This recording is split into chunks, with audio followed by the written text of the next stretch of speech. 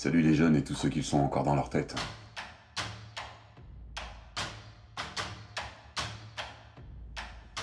Aujourd'hui, je voudrais vous parler du syndrome de l'imposteur face à la hiérarchie.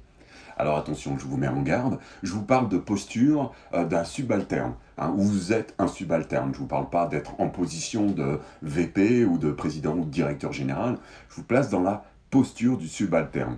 Très souvent, je peux le voir au bureau, cette problématique, ce stress créé pour faire une présentation, par exemple, à des supérieurs. À partir de là, il y a un gros ressenti d'incapacité. Et j'aimerais pouvoir vous parler un petit peu d'un changement de perception que vous pouvez avoir face à la hiérarchie. Alors allons-y.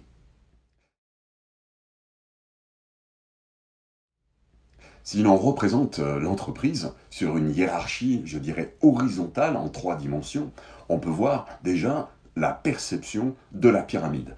La pyramide nous donne une hauteur. La hauteur, dans le langage, nous dit toujours quelque chose de supérieur. Et c'est ce problème déjà de perception qui va créer un problème. La supériorité va donner une masse beaucoup plus globale et beaucoup plus importante à ceux qui nous paraissent en haut de la pyramide. Comme vous pouvez le voir, suivant où vous vous situez, repérez-vous où vous vous situez par rapport à cette hiérarchie sur cette pyramide, et vous prenez tout de suite conscience, en généralisant, que ceux qui sont au-dessus, ils sont supérieurs. On peut le voir dans les entreprises, les étages de l'administration ou des cadres est souvent tout en haut du bâtiment. Si on observe cette hiérarchie de façon verticale, on va regarder en haut du bâtiment, qui c'est qu'on va voir? On va voir le directeur, le président, le directeur général, qui va être tout en haut. Et puis petit à petit, ça va s'effriter, les choses vont devenir beaucoup moins importantes à l'œil, simplement à l'œil, moins importantes, et puis on va se rendre compte qu'on n'est quasiment rien au milieu de cette entreprise, une fourmi, un moucheron, pour pouvoir alimenter celui qu'on voit qui est tout en haut. Ceci n'est qu'une perception. Cette perception, en fait, si on revient à l'horizontale, si on va regarder le contenu que vous mettez par rapport à votre perception de la hiérarchie de l'entreprise, il y en a qui vont observer cette hiérarchie comme une question financière. Ceux qui sont en haut gagnent beaucoup plus d'argent que ceux qui sont en bas. Bien sûr, encore en haut, supérieur, en bas, inférieur, donc un salaire plus gros en haut et un salaire plus petit en bas. Encore une perception. D'autres ne vont pas placer l'argent dans la supériorité, mais le QI, quotient intellectuel. Certains vont se dire, je vais faire une présentation à des supérieurs hiérarchiques, à des présidents, à des vice-présidents, à des directeurs généraux. Mais le problème, c'est qu'ils sont plus intelligents que moi, donc qu'est-ce que j'ai à leur présenter? Donc c'est plus une question de valeur financière, c'est une question de QI. Tout ce que j'ai fait, je suis dans l'incapacité de pouvoir apporter quelque chose aux autres. La perception peut être encore différente. Certains vont avoir des revendications. Vous savez, il y en a qui sont nés pour revendiquer. Et cette revendication, c'est-à-dire que tout ce qui est en haut, ça va être les gens qu'il va falloir éviter, refouler ou rejeter. Et puis en bas, ils vont généraliser sur leur environnement et puis essayer de faire un groupe pour revendiquer quelque chose qui peut être soit une exception pour eux-mêmes, qu'ils voudraient généraliser, soit un rejet automatique de ce qui se passe en haut de la pyramide. Maintenant, on pourrait se demander comment regarder ce côté horizontal en 3D, mais de façon un petit peu différente. C'est par rapport à la responsabilité. Plus on va être haut, plus on aura de responsabilités, plus on aura des prises de décision, plus le risque financier pourrait être important sur la prise de décision ou par rapport à son poste soi-même. Donc, ça ne veut pas dire que ceux qui sont en bas n'ont pas de responsabilité ou de prise de décision, mais leur risque d'erreur sera beaucoup moins important que ceux qui pourraient être en haut. Je vous parle de perception. Je ne vous dis pas que c'est une réalité, je vous parle de perception que ma clientèle peut avoir dans leur raisonnement quand ils viennent me consulter sur ce syndrome de la hiérarchie. Regardons les choses autrement. Imaginez que sur cette pyramide, il manque un groupe, celui-ci. Ou alors celui-ci. Ou encore mieux, celui-ci. Qu'est-ce qui se passe à ce moment-là? L'entreprise, elle n'existe plus. Autorisez-vous à imaginer plutôt de façon verticale, c'est-à-dire qu'en hauteur, la représentation de l'entreprise. À partir de là, il n'y a plus de haut, il n'y a plus de bas. Tout le monde est au même niveau, tout le monde a la même importance. Donc, si nous regardons bien ce plan en vertical en 2 dimensions plutôt qu'en 3 dimensions, on se rend compte que chacun a une place dans son environnement. Et chacun va s'emboîter, en fait, pour construire ce Rubik's Cube. Chacun va s'emboîter pour avoir une perfection dans le résultat à donner à l'entreprise. Pas au directeur général, pas au subalterne, c'est l'entreprise qui va être importante. En prenant chacun sa place, la pyramide de l'entreprise va se créer. Il n'y a plus de plus ou de moins, il n'y a pas de haut ou de bas, il y a chacun sa place. Lorsque vous prenez votre place, vous prenez conscience qu'autour de cette table qui va représenter l'entreprise, il n'y a pas de supérieur. Chacun a quelque chose à apporter, à donner. Que ce soit des idées, que ce soit des solutions, ou que ce soit simplement de la technique. Tout le monde ne peut pas tout faire. Donc, si un directeur général doit travailler surtout sur l'administratif, ou sur les finances, ou sur l'organisation, il ne s'occupera pas du social. Un autre groupe va s'occuper du social, qui va pouvoir s'occuper de ces personnes qui sont directement sur le terrain pour apporter la technique, ou pour pouvoir approvisionner le résultat de l'entreprise. Lorsque vous faites une présentation, vous avez un meeting avec des personnes hiérarchiquement que vous pensez supérieures, peut-être au niveau de la hiérarchie, mais il n'y a aucune supériorité dans leur attitude ou leur comportement. Je dis bien en étant censé dans le contenant de l'entreprise.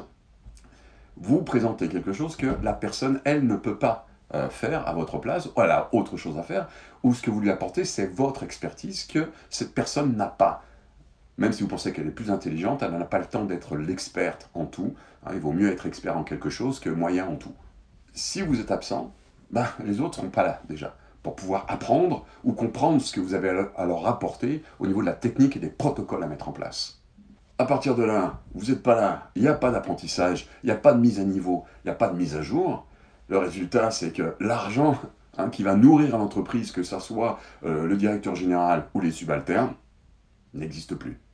À partir de là, il n'y a plus d'entreprise. L'entreprise, jusqu'à maintenant, a été observée en 2 dimensions. Ça veut dire qu'en entreprise, les faits sont importants. Simplement les faits, comme en justice, c'est les faits qui sont regardés. Parce que la problématique, c'est que si on regarde en 3 dimensions, on va ramener l'émotion. L'émotion est humain. Le résultat de l'entreprise n'a absolument rien d'émotionnel, alors que l'être humain qui travaille dans l'entreprise a ce plus de l'émotion. Nous rentrons donc dans l'ère de l'humanisation de l'entreprise. Dans cette humanisation, on recherche quoi? L'appartenance et la considération. Considérez que sans vous, l'entreprise n'existe pas.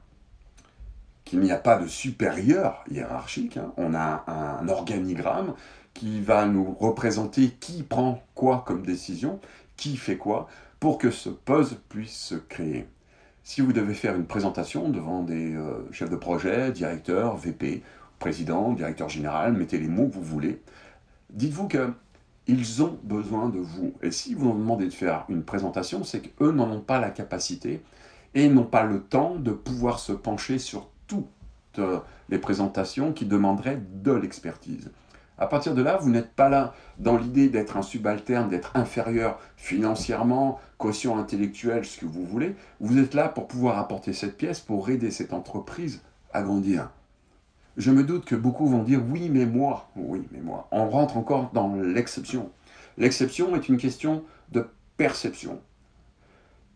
Imaginez que vous partez dans l'idée que la présentation que vous allez faire va permettre à l'entreprise de pouvoir apporter plus de calme et de sérénité et une évolution à cette entreprise. Cette entreprise, c'est vous. C'est pas le DG, c'est vous. Même si certaines entreprises ont tendance à déborder au niveau des dividendes et tout ce qu'il y a, je ne veux pas rentrer là-dedans, c'est des très très grosses entreprises, c'est une question de politique.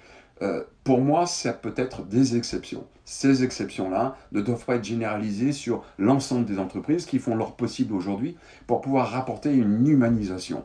Ils s'y prennent pas bien, pourquoi? Parce que ça va très très vite aujourd'hui. Tout évolue très très vite. Les réseaux sociaux nous apportent ces problématiques-là, où tout devient exception et l'exception doit gouverner l'ensemble et la généralisation.